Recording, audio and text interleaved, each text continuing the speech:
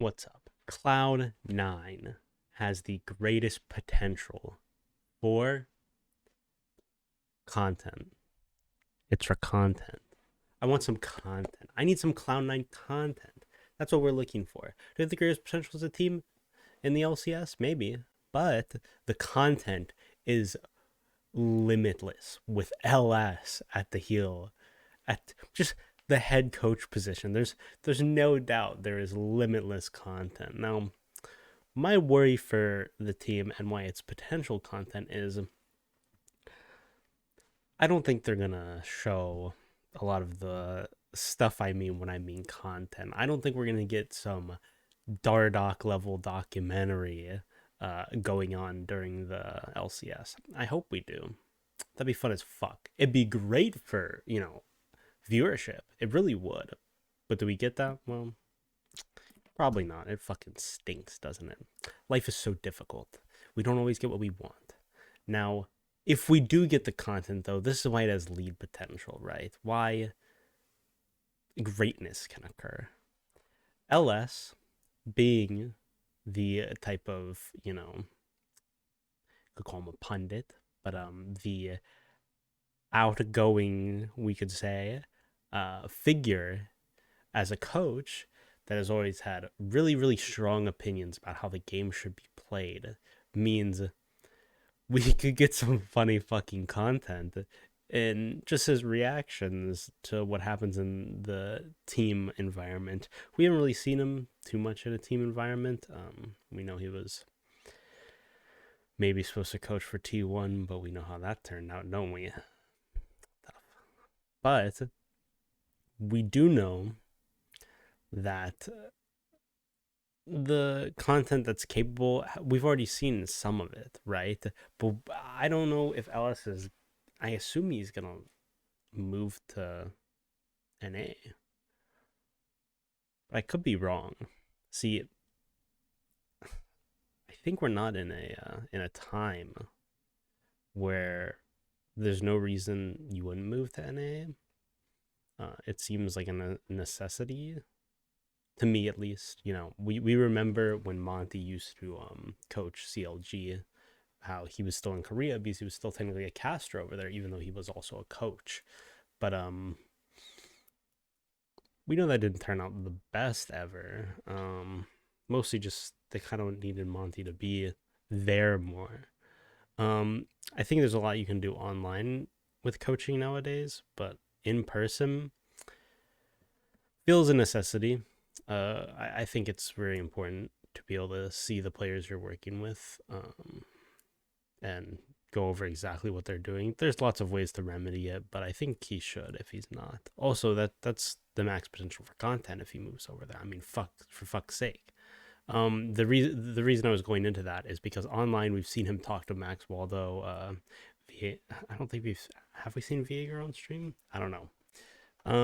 But we have seen Max Waldo on stream. We see Fudge on stream all the time. We see them interact with each other. We've seen some fun content from them already. Just watching them fly off the handle is hilarious. So I would love to see some of that in the upcoming LCS season. But the question is, will we?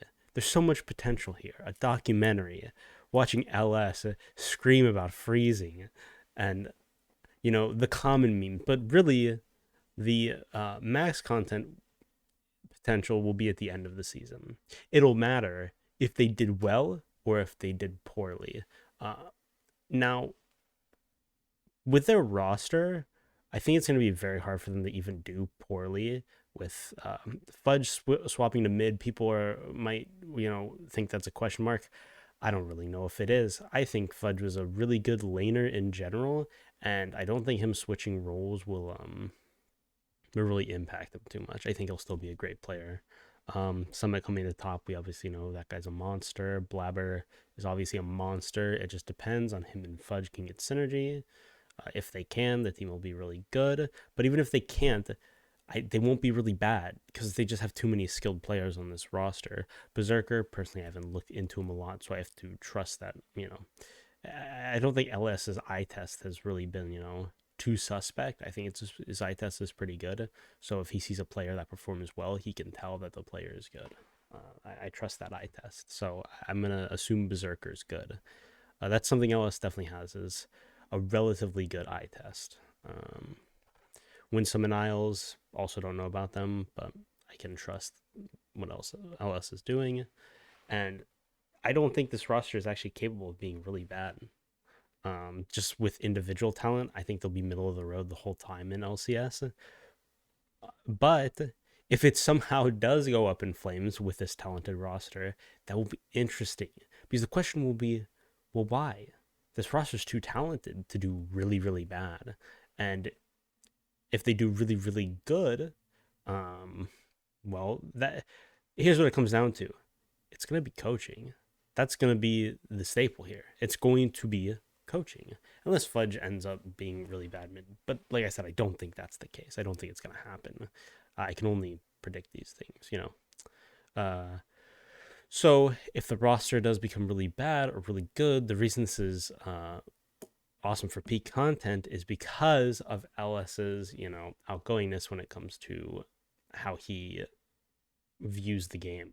If it goes really bad, it's gonna be really fucking funny. The content, what people say, what people tweet, might be unfair, might be rude to a lot of people. A lot of people might get their feelings hurt, but it will be fucking content, that's for sure.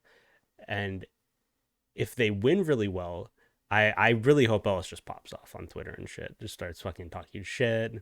He talks all that shit.